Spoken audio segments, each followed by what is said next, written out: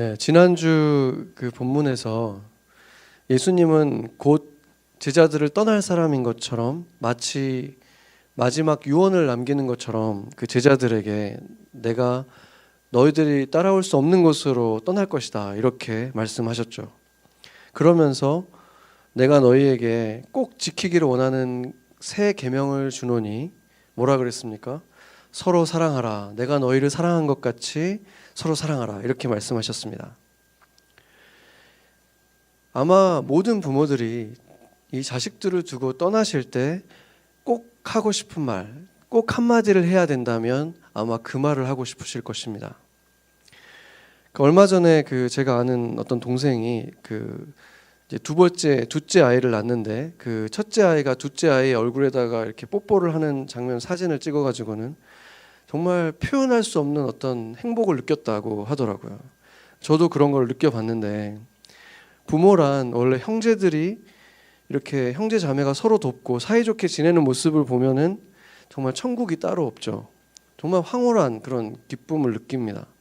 그런데 아무리 다른 일들이 다 잘 되고 있어도 자기 자식들이 사이가 좋지 않거나 뭐 인연을 끊었거나 뭐 이런 상태에 있으면 지옥이 따로 없는 거죠. 아무리 자식 중에 하나가 정말 잘 되었다고 하더라도 세상 사람들에게 유명해지고 뭐 부모에게 잘한다고 하더라도 자식들 사이에 다른 형제와 사이가 안 좋거나 그러면은 그것만큼 부모의 마음을 아프게 하는 일이 없습니다. 지금 주님께서도 그 마음을 나타내신 것이죠. 그렇다면은 예수님을 믿는 우리가, 하나님의 자녀된 우리가 가장 중요하게 생각해야 될 것도 우리가 먼저 진정한 사랑을 나누는 관계가 되어야 된다는 것입니다. 그것만큼 주님을 기쁘게 하는 일이 없다는 것이죠. 그것을 세상 사람들이 볼 수 있게 해주는 것, 그것이 예수님을 세상에 나타내는 것이다 라고 말씀을 했습니다. 교회 안에서 서로 사랑하는 모습이 없다면 우리가 아무리 예수님을 안다고 자랑하고 말씀을 암송하고 있고 한다고 하더라도 우리 안에 있는 그 사랑이 나타나지 않는다면 그곳에 누군가를 전도해서 데려오는 것이 어떤 의미가 있을 수 있겠습니까? 오히려 예수님이 누구인지 하나님이 누구인지 오해하는 결과만 낳지 않겠습니까? 그런데 이 유언과 같은 예수님이 말씀하신 새 계명의 말씀을 들었을 때 제자들에게 특히나 베드로의 마음에는 불안과 두려움이 엄습을 한 거죠. 그래서 베드로는 나는 예수님을 절대 보내줄 수 없습니다. 나는 죽음까지 따라갈 것입니다. 이렇게 엄포를 했죠. 그런데 그에게 이렇게 불안이 엄습한 이유가 뭐였겠습니까? 사람들에게 근심, 두려움, 이런 불안이 엄습할 때는 uncertainty가 커질 때 찾아오는 거죠. 그러니까 확실하게 믿었던 어떤 것이 무너질 때, 불확실성이 커져갈 때 근심과 두려움이 생기는 거죠. 자신이 어떤 확고하게 믿어왔던 어떤 것이 흔들릴 때 이런 일이 일어나는 거죠. 은행 잔고가 점점 줄어들 때 그런 일이 일어나지 않습니까? 사람들이 보통 다 그러죠. 내가 믿고 있었던 직장이, 회사가 어려워질 때. 지금 베드로는 예수님을 통해서 하나님을 온전하게 믿었다기보다는 내가 이분을 쫓아서 살아가면 이분이 뭔가 옳은 길로 인도해 주겠지라고 생각을 했는데 이분이 지금 이제 자기를 떠나겠다고 하니까 이 불안이 찾아왔죠. 모세가 시내산에 올라서 내려오질 않으니까 어떤 일이 일어났습니까? 이스라엘 백성들이 두려움과 불안에 휩싸였죠. 그러면서 어떤 일이 일어납니까? 그 불안한 마음을 틈타서 사탄이 들어오죠. 그래서 보이는 하나님을 만들어내라 아론을 종용을 해서 그들이 금송아지를 만드는 거예요. 하나님이 지금 모세를 믿고 있다가 하나님을 믿었던 게 아니라 모세를 믿고 있다가 모세가 안 보이니까 금송아지라도 만들어내라 이렇게 하게 된 거죠. 놀랍지 않습니까? 하나님께서 그 홍해를 가르는 것을 직접 경험했고 그 길을 마른 바닥을 걸어서 그 홍해를 건너온 사람들이 모세가 지금 안 보이니까 지금 금송아지를 만드는 거예요.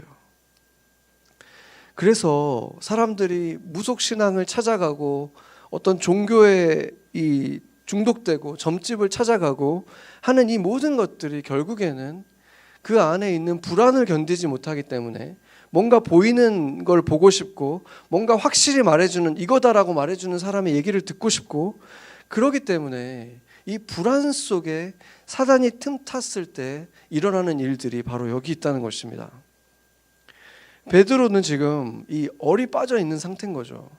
특히나 예수님이 지금 자신을 떠나겠다고 했을 때 이미 너무 불안했죠. 이미 너무 불안하고 두려웠기 때문에 절대 못 갑니다 이렇게 했는데 거기다가 지금 예수님이 뭐라 그랬습니까? 다른 사람도 아니고 제자들 중에서 예수님을 제일 사랑한다고 주장했던 스스로 항상 나서서 얘기했던 자기 자신이 예수님을 3번이나 배신할 것이라는 사실을 들었을 때 그 충격이 얼마나 컸겠습니까?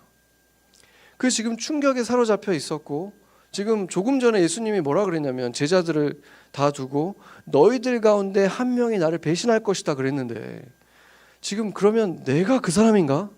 하는 생각을 할 수밖에 없는 상황에 놓인 거잖아요. 예수님이 직접 너가 나를 3번이나 버릴 것이다 이렇게 말했기 때문에 베드로는 지금 엄청난 혼란 속에 빠져 있는 것입니다. 바로 그때 예수님께서 베드로와 제자들을 바라보면서 이렇게 말씀하신 것이죠. 같이 한번 읽어볼까요? 14장 1절입니다. 같이 한번 읽어보겠습니다. 너희는 마음에 근심하지 말라. 하나님을 믿으니 또 나를 믿으라. 아멘. 근심하지 말아라. 너희가 하나님을 믿지 않느냐? 또 나를 믿지 않느냐?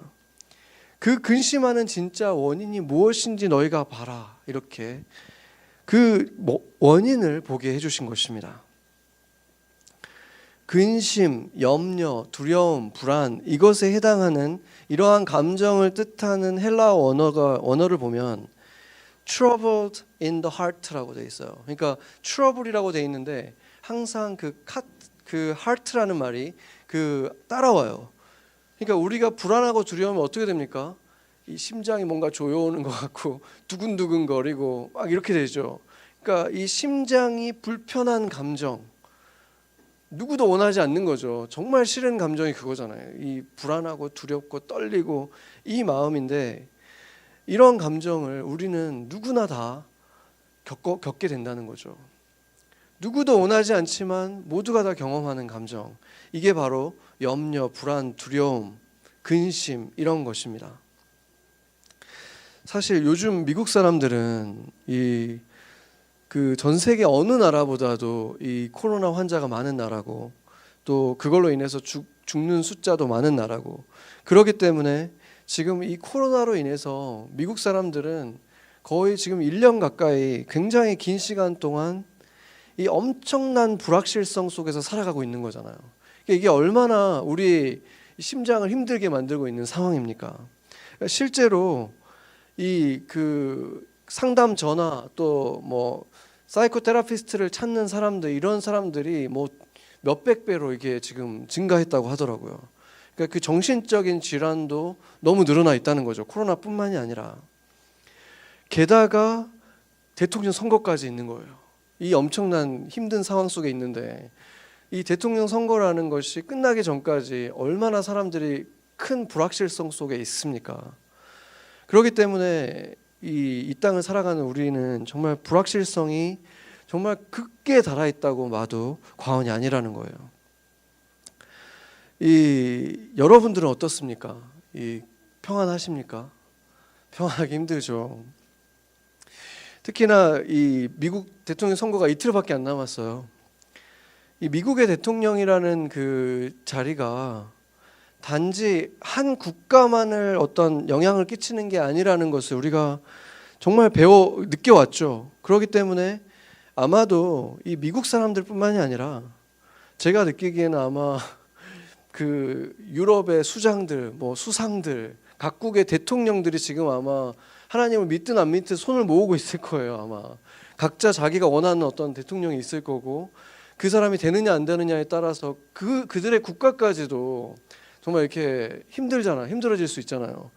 그러니까 전 세계 어떤 사람, 누구라도 힘 있는 사람들도, 부자도 가난한 자도, 대통령 같은 사람들도 다 마음 졸이고 있는 시간이 지금 아마 이 48시간이 아닐까 하는 생각이 드는데,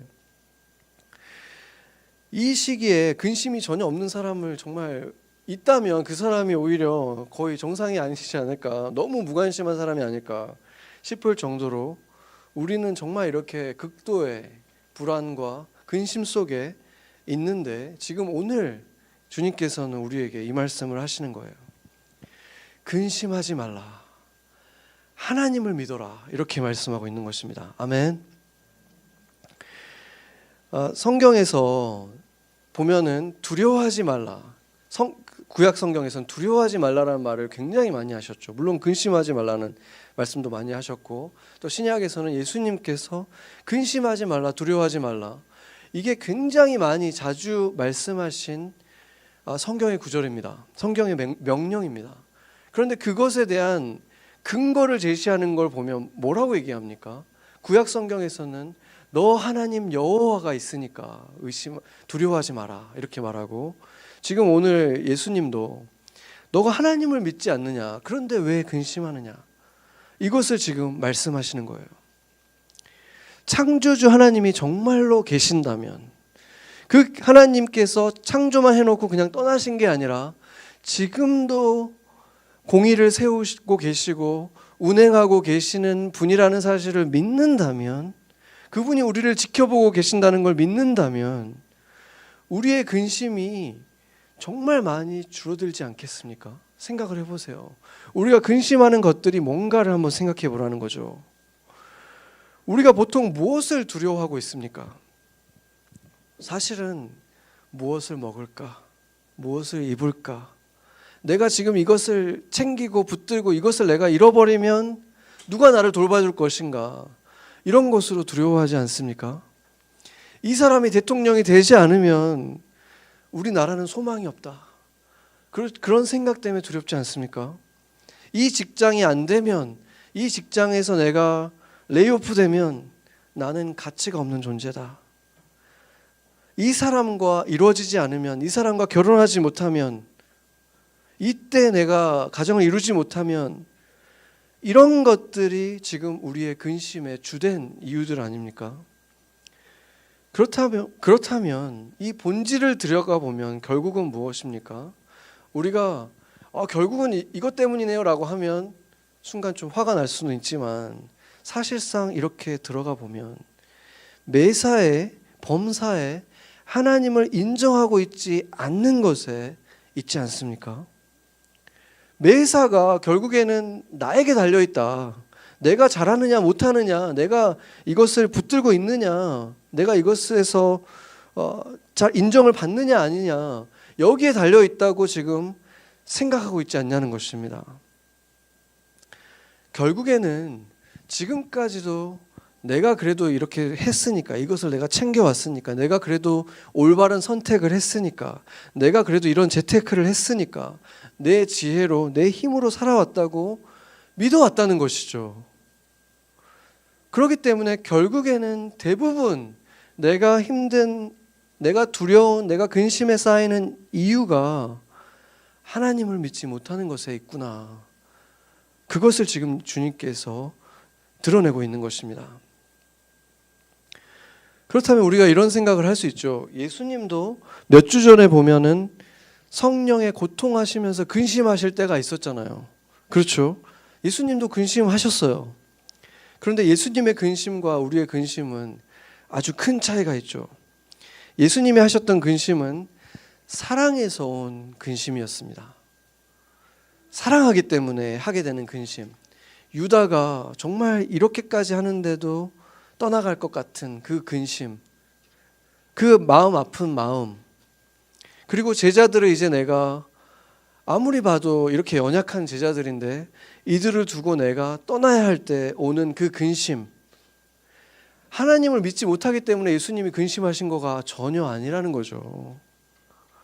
그렇기 때문에 이 근심의 끝은 결국에는 하나님께 올려드리잖아요. 이 근심의 끝에 하나님에 대한 신뢰가 있기 때문에 예수님은 마지막 순간에는 평안하시다는 거예요. 그 제자들을 보고 있을 때 근심이 없지 않지만 그 근심이 계속해서 나를 침울하게 만들고 무력하게 만들고 완전히 이렇게 자빠지게 만드는 것이 아니라 결국에는 그 근심, 트러블 하트는 없진 않지만 다시 평안을 찾으신다는 거죠.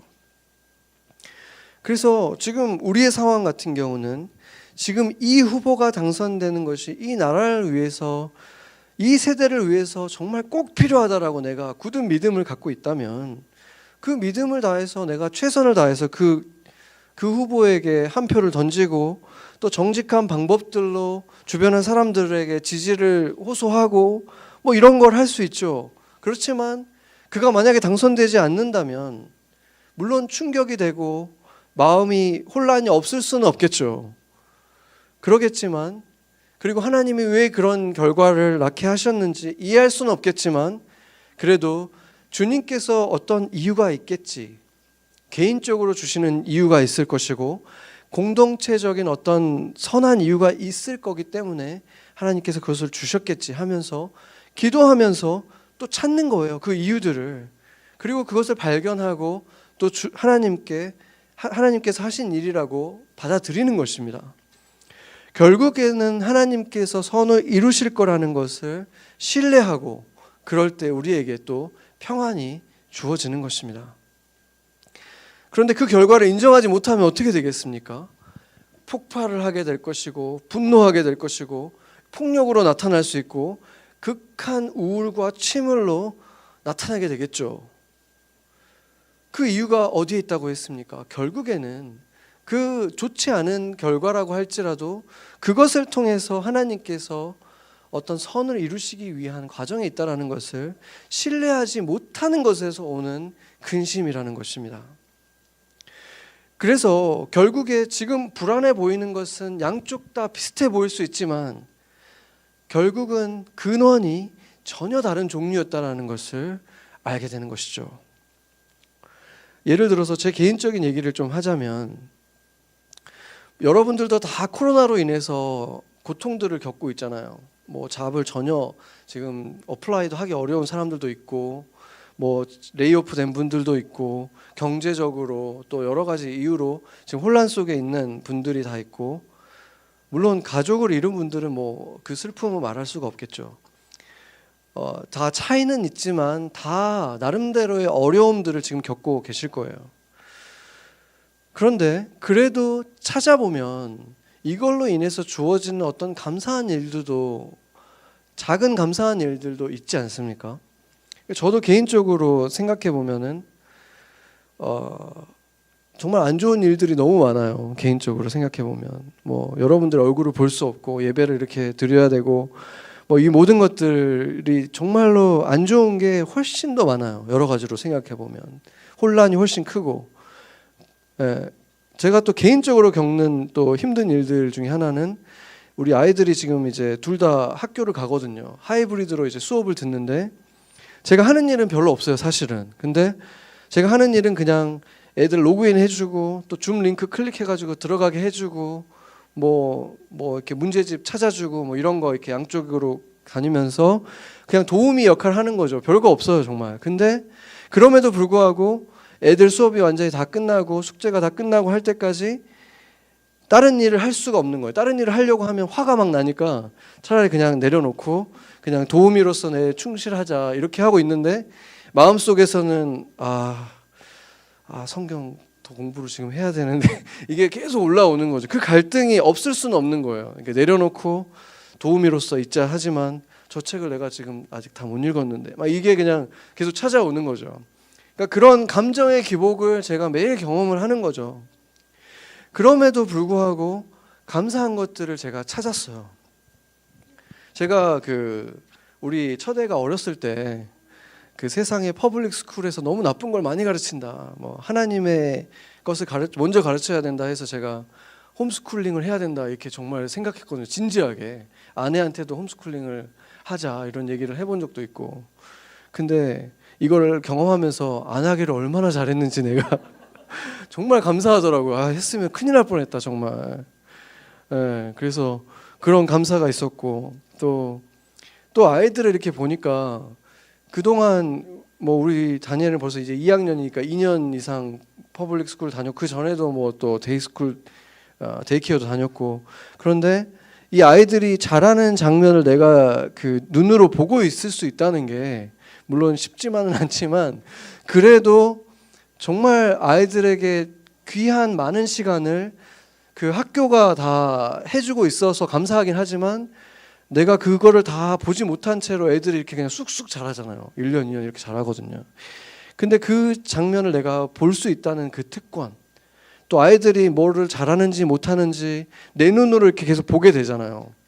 그 전에는 1년에 한두 번 선생님들이 얘기해 주거든요. 애가 이렇다 저렇다 얘기해 주면 그거 듣고 그냥 아는 거지만 내 애인데도 선생님을 통해서 들었는데 지금은 내 눈으로 얘가 이걸 참 잘하네, 이거는 좀 도와줘야겠구나, 이런 것들을 내가 직접 보게 되니까 이게 정말 감사한 시간이 되는 거죠. 아이에 대해서 더 잘 알 수 있게 되는 거. 또 이 선생님들도 보면은 1년 동안 내 아이의 선생님인데도 1년에 몇 번 아침 저녁으로 그냥 하이 뭐 바이 이것만 하고 몇 번 그냥 한 2-30분 얘기하는 게 거의 전부인데 선생님들이 정말 이렇게 진땀을 흘리면서 막 애쓰고 막 애들한테 하나라도 가르쳐 주려고 하는 그런 모습을 볼 때 정말 감사하는 마음이 막 생기더라고요. 제 안에. 나보다 정말 훌륭한 분들이구나. 나는 이 한 명으로 지금 이렇게 진땀을 흘리는데 이 10몇 명의 애들을 이렇게 가르치고 또 하이브리드로 가르치고 이런 모습에 또 감동을 하고 또 고마움을 또 느끼고 이런 걸 보면 감사함을 느낄 수 있는 어떤 선물들이 나름대로 있는 거예요. 이 안 좋고 더 혼란스럽고 힘든 게 너무 크긴 하지만 그럼에도 불구하고 하나님이 이걸 통해서 내가 부모로서 놓치고 있었던 것들을 깨우치게 해주는 것들이 있고 배우게 하시는 것들이 있다는 것이죠. 이처럼 근심은 하지만 하나님을 신뢰하지 못함이 아니라 사랑 속에서 사랑으로 인해서 하는 이런 근심 속에는 하나님을 신뢰하니까 이것이 그냥 폭력이나 침울함이나 이런 곳으로 가는 것이 아니라 이곳에서 마련해 놓은 하나님께서 나에게 가르치고 주고 싶은 것이 있지 않을까? 이렇게 찾아보게 되는 거예요. 기도하게 되고 그러면 그 안에 선물들을 우리가 또 발견하면서 감사를 할 수 있게 되는 거예요. 코로나가 지금 이렇게 수개월째 있는데 감사할 수 있다. 이런 말을 하는 사람들은 세상 사람들은 도저히 이해할 수가 없죠. 세상 사람들한테 가가지고 코로나 때문에 내가 좀 감사한 게 있습니다 이러면은 아마 이 사람들이 더 분노하게 될 수도 있어요. 그런데 우리는 그런 거를 발견하는 사람들이라는 거예요. 왜 그렇습니까? 깊은 곳에서 그래도 하나님께서 이걸 붙들고 계시지라는 믿음이 우리 안에 있기 때문에 그런 것입니다. 그래서 그 이틀 후에 아니면 뭐 며칠 더 걸릴 수 있다고 하더라고요. 근데 다음날 11월 4일 날 아침에 여러분들이 충격 속에서 아침을 맞이할 수도 있겠지만 하루 이틀 동안은 이렇게 정신이 멍해져 있을 수도 있어요. 어떤 결과에 따라서. 그렇지만 우리는 하나님이 구원의 의미로 지도자를 세우실 때가 있고 심판의 의미로 지도자를 세우실 때가 있다. 이것을 우리가 믿기 때문에 하나님을 신뢰하는 우리는 설사 심판의 의미로 지도자를 세운다고 할지라도 그렇다면 이제 내가 영향력을 끼칠 수 있는 사람들에게 더 힘을 내서 하나님의 나라를 만들어 가야겠다. 온 세상, 온 나라가 이 문화가 정말 탐욕이, 이기심이 더 커져가고 분열이 더 심해지는 시대가 될지라도 내가 돌볼 수 있는 그 사람들에게 나보다 남을 더 돌보는 것이 무엇인지, 사랑이라는 것이 과연 무엇인지 그런 서브컬처를 만들어가는 거예요. 그 사랑의 문화를 만들어가고 지켜가고 그 생명의 빛을 퍼뜨리는 것에 대한 소망을 갖고 그러한 길을 걷기 시작하는 시점이 될 수 있다는 것이죠.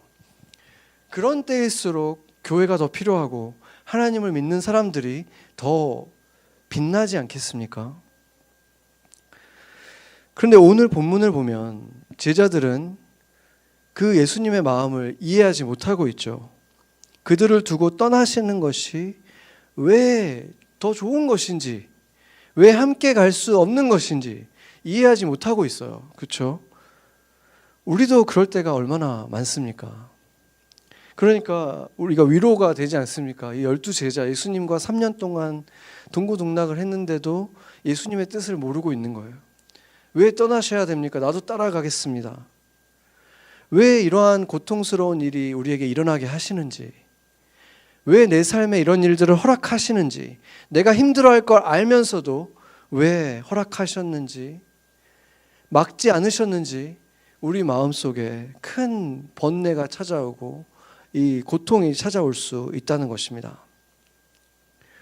여러분도 이러한 마음 겪으실 때가 있었을 거예요.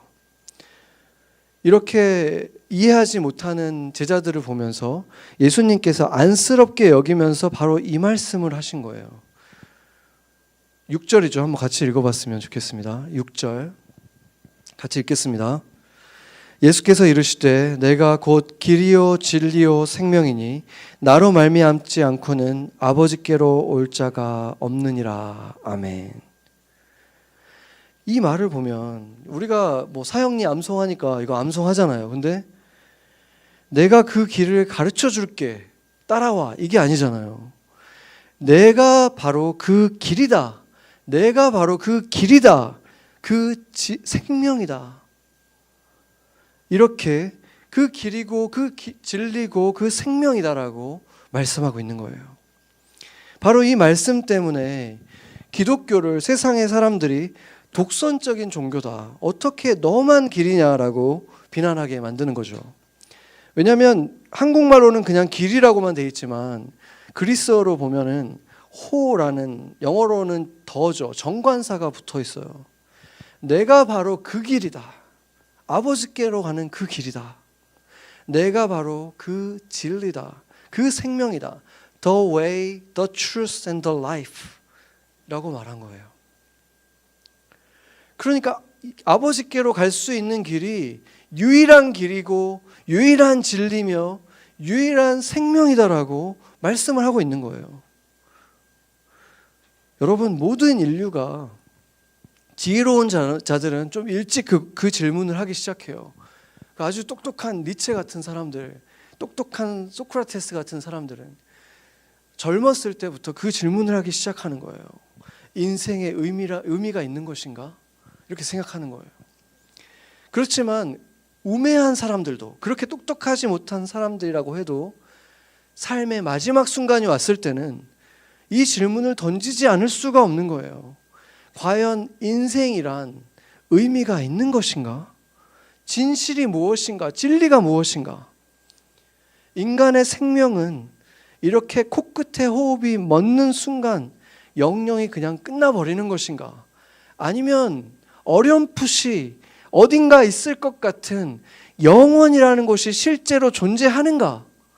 이것에 대해서 질문하지 않을 수 있겠습니까? 숨이 넘어가는 그 순간에.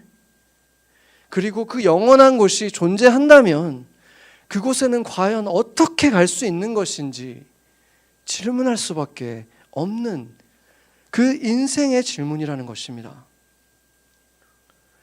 인류가 근심하고 불안해하는 것, 사실은 깊숙이 들어가 보면 자기 자신이 깨닫지 못해도 결국에는 가장 깊이 숨어 있는 이 인생 자체에 대한 이 세 가지 질문에 대한 답을 모르기 때문에, 그것이 불확실하기 때문에 그 불확실성이 계속해서 이 사람들을 불안하게 만드는 거예요. 다른 것들이 겹겹이 있는 다른 질문들이 있으니까 그 인생의 진짜 질문을 보지 못한 채로 마지막 순간까지 오는 사람들이 있는 것이고, 지혜자들은 그 겹겹이 있는 것들이 중요한 게 아니라 정말 본질적인 질문을 질문하기 시작하는 것인 거죠. 이 불확실성이 인생을 불안하게 만들고 근심하게 만드는데, 이 세 가지 불확실성에 대한 답이 무엇입니까? 확실한 답이 무엇입니까? 질문은 세 가지지만 답은 하나밖에 없습니다. 예수 그리스도다. 이렇게 답하고 있는 것입니다. 그 문제가 해결되지 않으면 겹겹이 쌓인 문제들을 아무리 해결하고 또 해결하고 해결해도 다시 제자리로 돌아오고 마는 것입니다. 다른 문제가 그 자리에 서서 또 우리를 불안하게 만드는 것입니다. 그래서 요즘에 정말로 인기 있는 자합이 사이코테라피스트거든요. 제가 굉장히 유명한 테라피스트한테 수업을 들어본 적이 있어요. 그런데 그분한테 들었던 제가 놀라웠던 게 뭐냐면 그 사이코테라피스트 정신 상담가들이죠.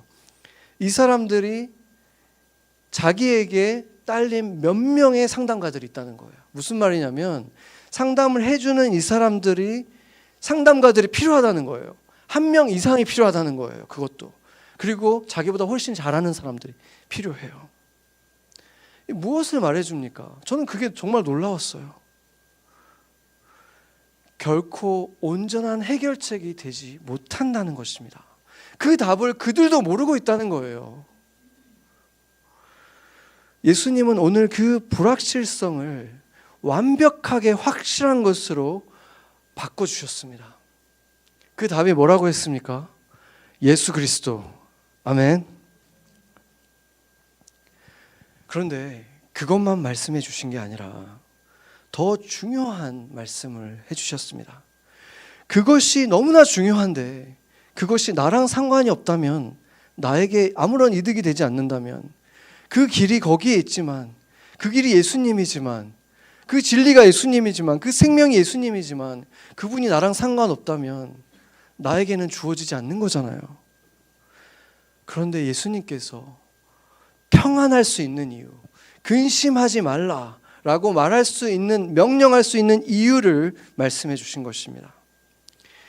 예수님이 두려움과 근심에 빠져 있는 제자들을 바라보면서 굉장히 사실은 로맨틱한 사랑의 언어를 오늘 사용하고 있습니다. 뭐라고 말하냐면, 걱정하지 마, 두려워하지 마. 내 아버지 집에는 너가 묵을 곳이 있어, 너가 살 곳이 많이 있어. 이렇게 지금 말하고 있는 거예요.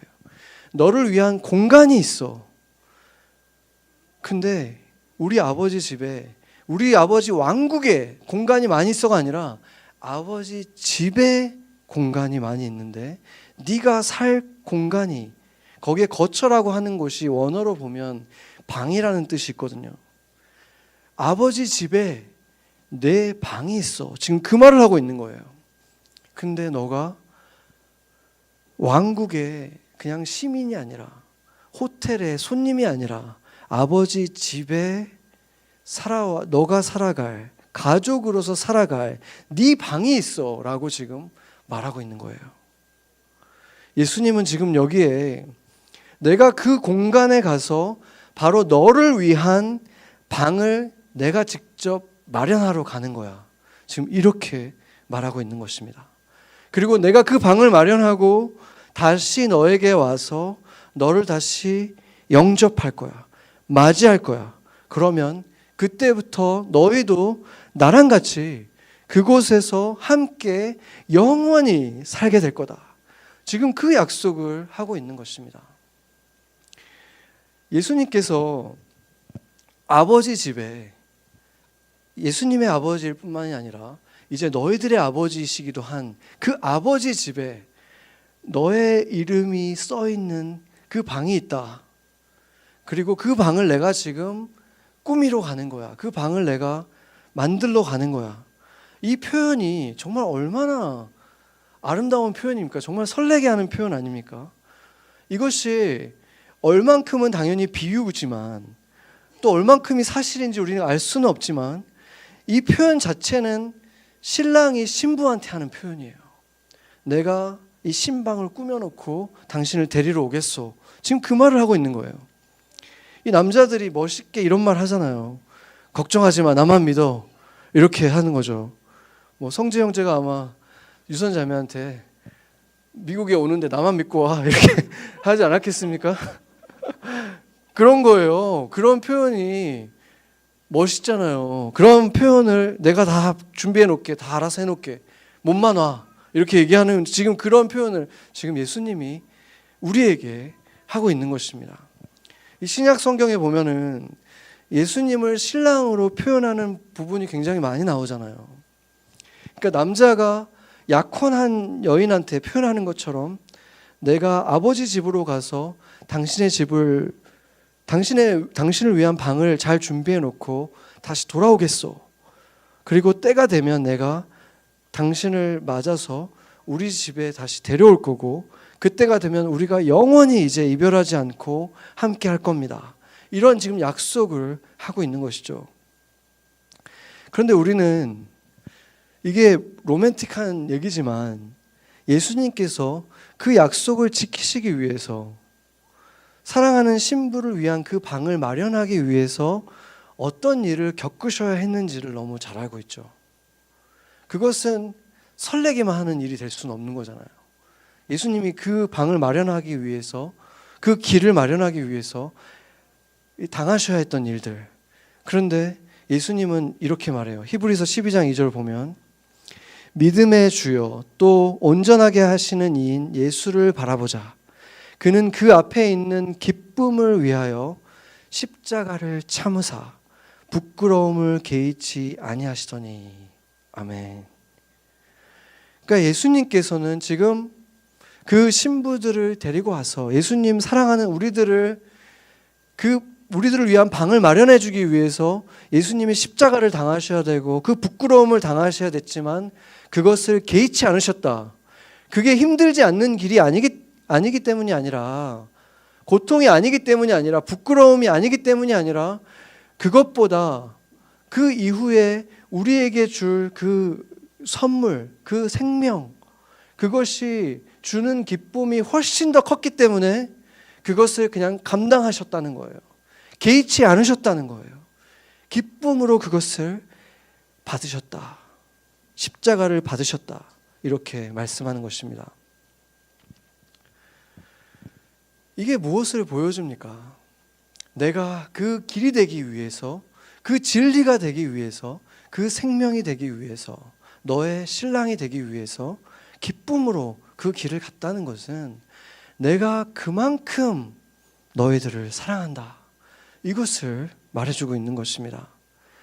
너를 위해서 거리에서 처참한 조롱거리가 되고 극심한 고통 속에서 사형을 당할 만큼 아버지의 임재를 느낄 수 없는 그 어두운 곳에 가야 하는 그 모든 벌을 너를 대신해서 내가 감당할 만큼 너를 묶고 있는 모든 사슬을 다 끊어내기 위해서 너를 다시 흠없고 티 없는 신부로 맡기 위해서, 너희를 구원해내기 위해서 내가 그 기쁨으로 그 모든 일을 감당할 것이다. 그것을 지금 제자들에게 말하면서, 그러니 하나님을 믿고 또한 나를 믿어라.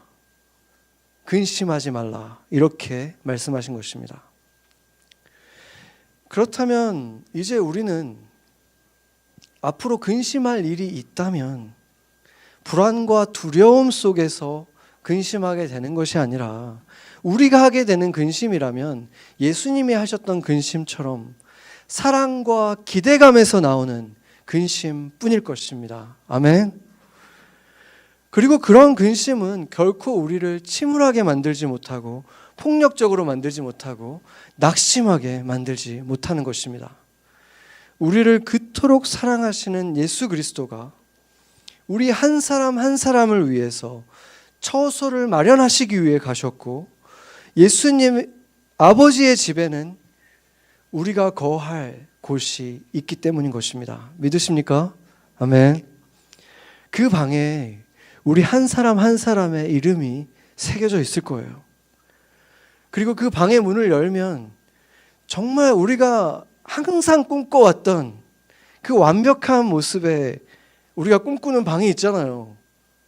다시는 옮기지 않아도 되는 방, 영원히 거할 방, 내가 보기에 완벽한 그 방이, 예수님께서 직접 우리를 위해서 마련해 놓은 그 방이 우리를 기다리고 있다는 것입니다. 아멘. 그렇기 때문에 우리는 세상이 하는 그러한 근심을 하지 않는 것입니다.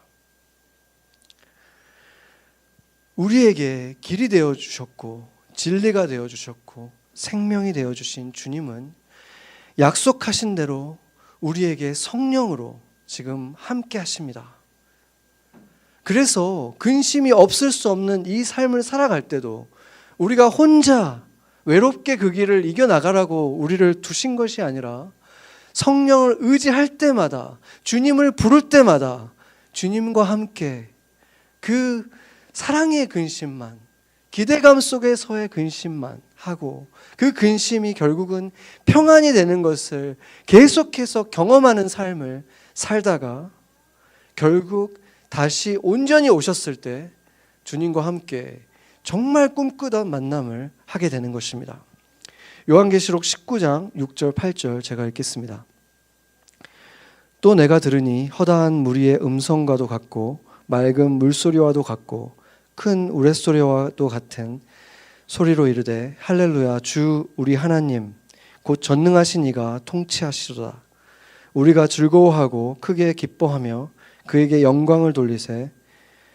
어린 양의 혼인 기약이 이르렀고 그의 아내가 자신을 준비하였으므로 그에게 빛나고 깨끗한 세마포 옷을 입도록 허락하셨으니 이 세마포 옷은 성도들의 옳은 행실로다 하더라.